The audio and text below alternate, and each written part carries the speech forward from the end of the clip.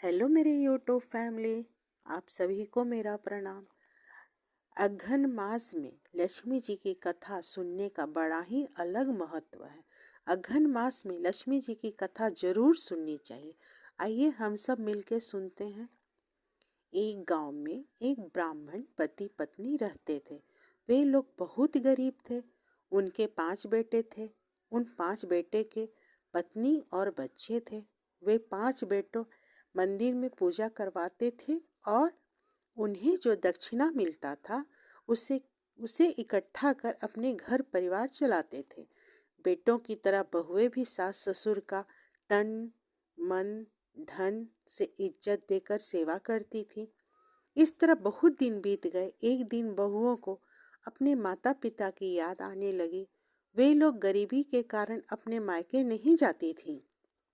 उसके ससुर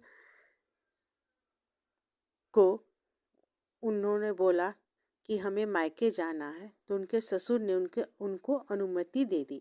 इधर गरीब ब्राह्मण सोचने लगे कि हमारे घर धन होता तो हम अपनी बहुओं को धन कपड़ा मिठाई देकर मायके भेजते, लेकिन हम लोग तो गरीब हैं। यह सोचकर ब्राह्मण देवता मन महसूस कर रह गए। वे लोग कुछ दिनों के लिए मायके चली गई। इधर गरीब ब्राह्मण के पास एक छोटा टुकड़ा खेती का था। वह उसे खेती किया, लेकिन जब किस्मत खराब होती है ना, तो चारों ओर से होती है।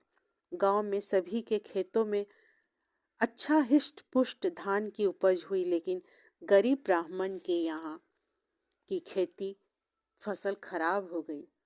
उस परिवार में प्रेम और अपनत्व देखकर लक्ष्मी जी बहुत खुश हुई तथा लक्ष्मी माता सूप लेकर ब्राह्मण के खेत पर गईं। वे जैसे जैसे चलती वैसे वैसे खेत में धान की फसल लहलहा उठी। इसी कारण लक्ष्मी जी के कपड़े में धान की बीज लग गई। तभी माता ने 16 साल की लड़की का वेश बनाकर दौड़ती हुई ब्राह्मण के घर पहुंची। ब्राह्मण देवता उस समय चिंतित बैठे थे। वे बोले वे बोली, बाबा मुझे बचा लीजिए। ब्राह्मण ने पूछा, बेटी तुम कौन हो? तो लक्ष्मी माता बोली, बाबा मैं पास के गांव में रहती हूँ। तुम्हारी ऐसी हालत क्यों हो गई? तुम्हारे कपड़े में पूरा धान और भूसा लग गई है।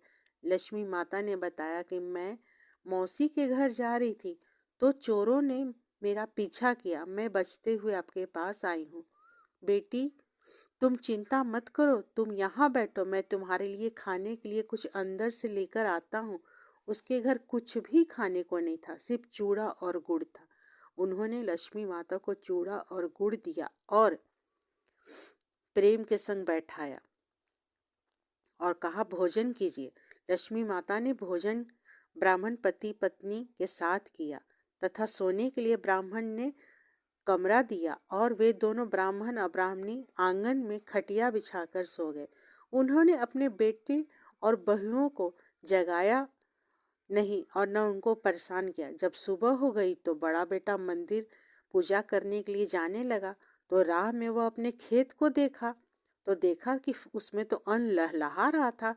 वो खुशी से दौड़कर घर आया। घर आकर अपने ब्राह्मण पिता को बताया। सब लोग बोले, चमत्कार हो गया, बहुत खुशी की बात है, हमारा खेत में फसलों से भर गया। सभी लोग आश्चर्यचकित हो गए। सूखा खेत कैसे फसलों से लहलहा उठा? पति पत्नी सोचने लगे कि लक्ष्मी माता की कृपा हम पर हुई है। वह बहुत खुश हुए और सोचे, चलो लड़की को बताते हैं। जैसे ही कमरे खोले, पूरा कमरा सोने चांदी हीरे जवाहरात से भरे पड़े थे। लक्ष्मी बेटी उस कमरे में नहीं थी। उस कमरे में सोने की सूप पड़ी हुई मिली तथा चारों ओर धान मिला। एक जोड़ी सोने का चमचमाता हुआ पैर मिला। तो ब्राह्मण को तुरंत समझ में आ गई कि माता लक्ष्मी की कृपा हमारे ऊपर तथा हमारे घर पर हुई है। इसलिए हमें अपने मन तथा कर्म और विचार को हमेशा उत्तम रखनी चाहिए। ऊपर से ईश्वर सब देखता और समझता है।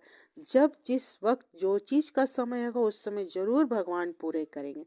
जय माता लक्ष्मी। राधे राधे।